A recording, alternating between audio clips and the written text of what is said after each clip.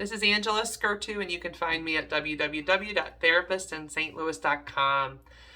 Today's video is about how to have both compassion and boundaries with kids.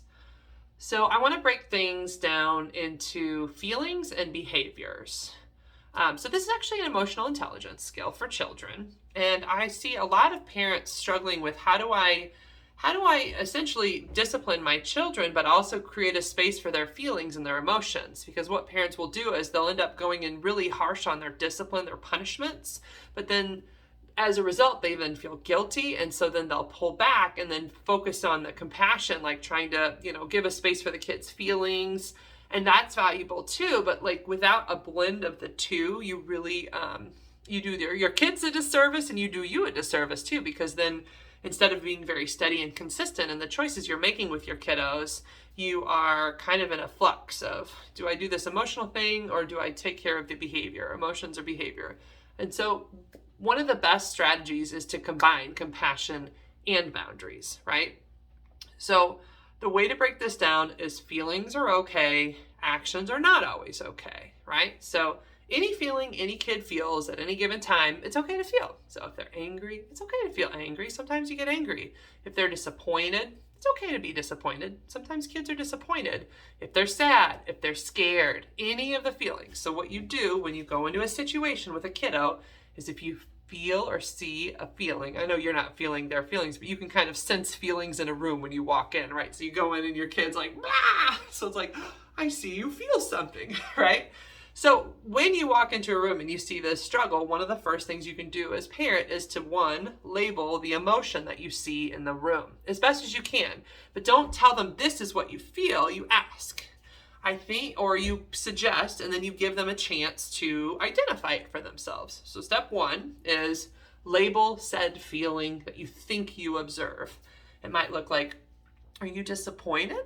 Are you feeling sad? And give them a chance to either say, yes, I'm sad, or to label a different feeling. I'm not sad, I'm shocked, or I'm overwhelmed, or I'm hurt, okay? All right, I see, it's okay. And then, so that's step one, is help them label their emotion. Step two is then to show compassion for that emotion, right? Because you're also teaching them.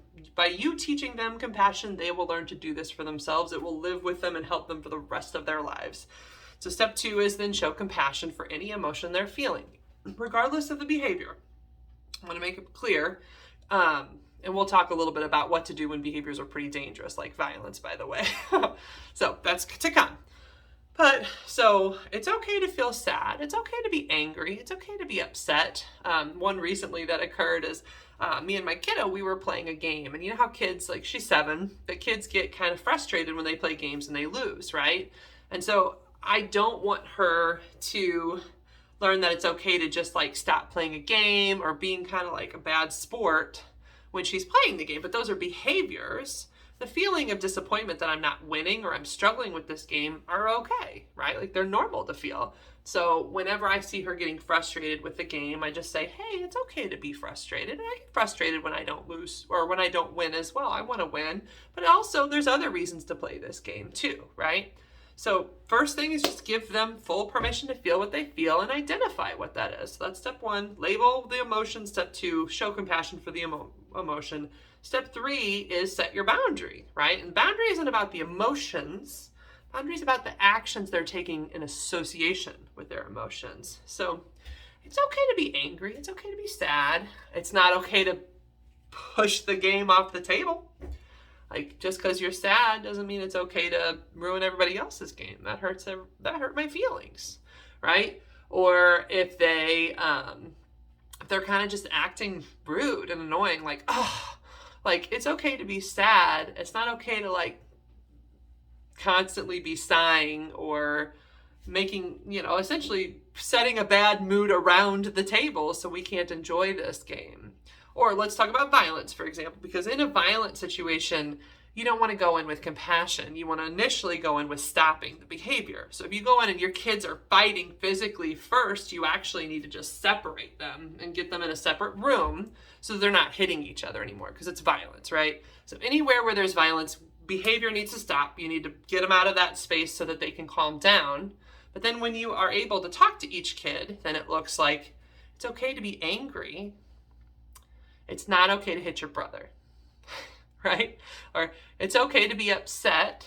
It's not okay to throw things at your sister.